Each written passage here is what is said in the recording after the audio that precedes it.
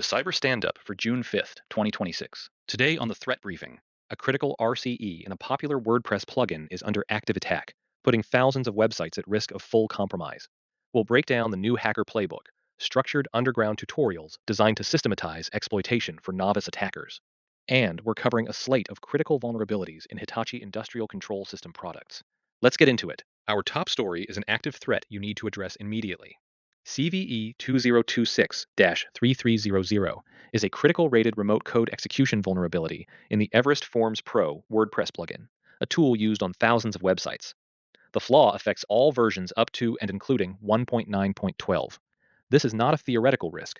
Threat actors are actively scanning for and exploiting vulnerable instances to achieve full site compromise. A successful exploit grants an attacker the ability to execute arbitrary PHP code in the context of the web server user, typically www-data.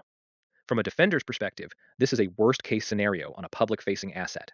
Common post-exploitation TTPs we see with these types of vulnerabilities include uploading a persistent web shell for long-term access, injecting malicious JavaScript for drive-by downloads, installing crypto miners that degrade server performance, and exfiltrating sensitive data from the site's database, like user PII, hashed passwords, and payment information. The compromised server then becomes a pivot point for further attacks into your internal network. The attack vector likely involves a deserialization vulnerability or a flaw in file upload handling that bypasses security checks. A patch has been available since June 1st in version 1.9.13. This is an emergency, patch now situation. If for some reason you cannot update, your only viable mitigations are to disable the plugin entirely or implement stringent WAF rules. Your rules should specifically inspect post requests to plugin-specific endpoints like admin-ajax.php and block any that contain suspicious serialized PHP objects or common command strings. Next, a crucial look at threat actor tradecraft. We're seeing the industrialization of attacker training, and it fundamentally changes the threat landscape. Security researchers have analyzed a growing ecosystem of structured, underground tutorials designed to onboard and train new operatives.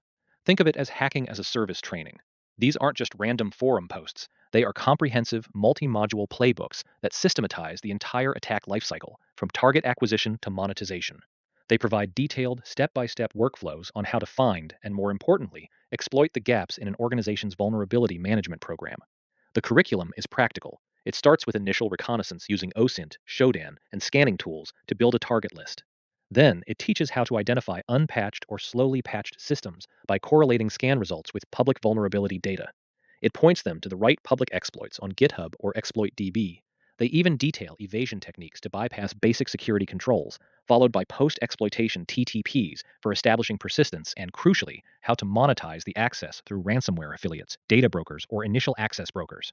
By lowering the skill floor, this trend empowers less sophisticated actors to execute attacks that were previously the domain of more advanced groups. For defenders, this means the time to exploit for any publicly disclosed vulnerability is shrinking dramatically. The volume of opportunistic attacks is increasing. It reinforces the absolute necessity of a rapid, comprehensive, and verifiable patching cadence. Your slow patch is their playbook's primary target. Shifting to the operational technology space, we have multiple CISA advisories for vulnerabilities in Hitachi Energy Industrial Control System products. These demand careful risk assessment. First, the RTU 500 series remote terminal units have several flaws in the CMU firmware. The primary impact here is on availability, a critical concern that could disrupt physical processes like power distribution or water management. There are also secondary risks to data confidentiality and integrity if an attacker can manipulate reported values, leading operators to make incorrect decisions. Next, and most critically, is CVE 2026-7310. This is a heap-based buffer overflow in the Hitachi Energy Mac Hydra software, which is used for configuring and managing protection and control IEDs. The flaw affects versions 9.22 and earlier. An attacker who can convince a user to open a specially crafted file could trigger the overflow, leading to a denial of service that crashes the application, or worse, achieving arbitrary code execution on the engineering workstation. An AC on an EWS is a catastrophic failure, giving an adversary a trusted, high-privilege beachhead inside the OT network from which to launch further attacks against PLCs and other critical controllers. Finally, the ITT 600 Explorer, a testing tool, is vulnerable to a DOS attack. Hitachi clarifies this issue is localized to the tool itself and does not directly impact the IEC 61850 system endpoints. However, disrupting testing and diagnostic tools can still have a significant operational impact, delaying maintenance or impeding incident response efforts. Now for our vulnerability quick hits. First, the B&R PPT-30 operating system, versions 1.8.0 and earlier, has a flaw related to improper resource limits. A remote, unauthenticated attacker can send a sequence of requests that trigger a resource exhaustion condition, rendering the product's OPC UA server inaccessible. This is a classic denial of service attack. Second, the NAVTOR NavBox, a maritime navigation system, was found to have hard-coded credentials in its Windows Communication Foundation implementation. This affects version 4.16.1.20. While it requires local access, an attacker who gains a foothold on the system could use these credentials to access SOAP methods, potentially disrupting device operations and navigation functions. Let's consolidate this into actionable takeaways for defenders. First, patch priorities. The Everest Forms Pro plugin is your number one immediate priority due to active exploitation of CVE 2026-3300. Patch it or disable it now.